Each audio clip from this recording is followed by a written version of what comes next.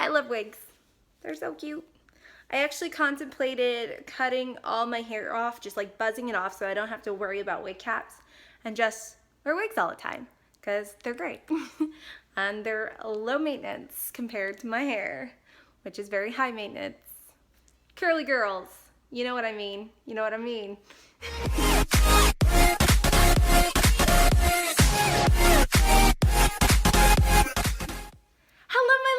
And welcome back. Today I am doing a tutorial on how to put on your wig.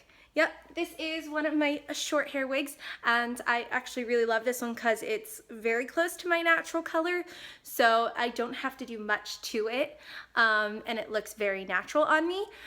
But this tutorial will be for anybody who doesn't know how to put on a wig. I'm going to show you how to put on your wig cap, and a couple little things that I've learned in putting on wigs that has helped me, and I will show you how to do this short one as well as a longer wig. And so I hope this tutorial helps you. Let's get started. The first step to putting on a wig is going to be to put on a wig cap. There are two versions. There is a stockinette version and a netted version. When picking a stockinette version, you definitely want to pick one that is closer to your skin tone. This way, if you do wear a wig that is a bit thinner, you won't see the wig cap through the wig. Wig caps are pretty easy to find and very inexpensive. There are a few differences between using a stockinette version and a netted version of a wig cap. Both of them have their pros and they both have their cons. I find that the stockinette version definitely compresses your hair a bit better. So if you have thicker hair, it is definitely a better option. Also, when wearing a wig that is thinner, if you can see through the wig, it will blend in better and actually look better. With the netted version though, I do find that it is better for wigs that are longer or top heavy because you are able to pin your wig to your actual hair a lot easier. Also with the netted version, it is a lot more breathable, so when you're wearing a wig for a long period of time, it's a lot breezier and your head doesn't get as hot or sweaty. For my blonde wig, I always use a stockinette version of a wig cap just because it is a little bit thinner. Alright, so the way I put on a wig cap, I always take my hair down. Don't mind the craziness. Bedhead, guys, bedhead. But I stretch the cap over my head using two hands, leaving all the hair down. Yeah, I look really silly right now. But then I take the hair and I push it back, kind of pull it back almost in like a little low ponytail. And then I lift the back of the wig cap and stuff my hair in. Yep, just stuff it in like a Thanksgiving turkey. There you go. Just push it all in, make sure all the hair is in. Now you're gonna have this like big bump on the back of your head, and that's not what you want. You definitely don't want a big bump. You will see that through the wig and it'll look weird. So hold the back of the wig cap just to make sure that none of the hair falls out, and then just massage your hair. Kind of just massage it and push it into place so that way it's laying flat on your head. Again, there are multiple ways you can do this. This is the way I choose to do it. It's the way I learned how to do it in like high school, so this is the way I still do it. Now make sure that the wig cap is sitting closer to your hairline. For the sides, I just kind of brush it underneath and adjust, and do the same thing for the other side. And there you go. You have a nice wig cap on.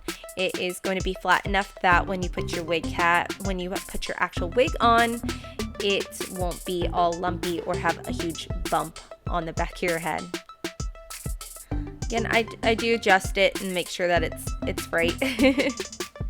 Alright, so now that your wig cap is on, it's time to put your actual wig on. So I'm going to use my blonde wig for this. I was doing a Broadway Thursday thing, so I needed my blonde wig. Inside your wig, you're going to see these little tabs. They're like little clips. Sometimes they are a drawstring, but most wigs have this now. This makes the wig cap adjustable, so that way it will fit your head better. If you pull it in closer, it's going to make the wig smaller. Further away, it's going to make the wig bigger. Depending on your size head, you want to adjust it accordingly. So for me, I put it about on the second loop. That usually fits me perfectly and is tight enough where I don't feel like my wig is going to completely fall off. It also keeps it nice and tight against my head and makes it look more natural. So once you have that adjusted, I put it on my palm,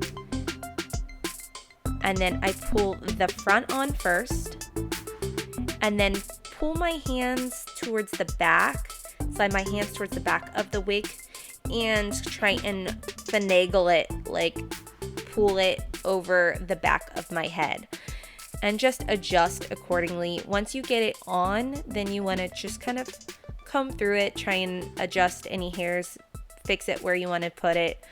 For this particular wig, I am going to pin a couple hairs back to make it look more styled.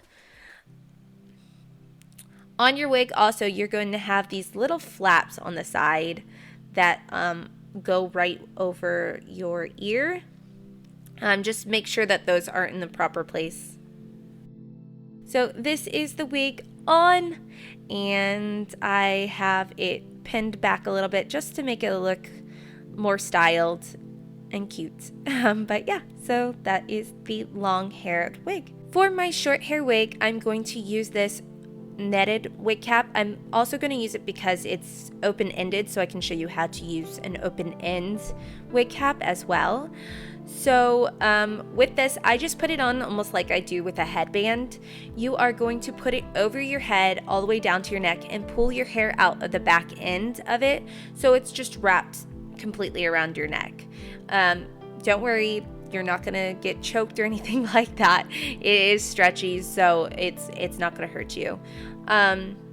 Once you get it around your neck, you are going to lift it up towards your hairline. Make sure that the stretchy part of the band is closest to your hairline. Then you are going to take the bottom part. It doesn't have like an elastic band in it, so you're gonna take that part and wrap it back over your hair, and then just kind of pull it up over your hair. And again, just like I did with my stockinette cap, I am going to massage the hair into place. I just kind of take my fingers and massage it. All right, so here is a little tip from me. I don't know if everybody does this, but I do it. One thing that bothers me when I put a wig cap on is like I get these like little hairs that stick out, and they're really, really annoying. So in order to get rid of those little hairs on the side, what I do is I put the wig cap over them, and then I take a bobby pin and I pin it back into that. It gets rid of a lot of that hair from being seen. And then once you're done, you just do it to the other side. You can also, when you put your wig on, take a little bit of glue and glue some wefts of hair or like a piece of the wig to your head to keep it close to your ear to give it that look. But I don't personally like gluing anything to my head as much as possible. But so this way works for me. So this is my short hair wig, and again, this has the adjustable clips.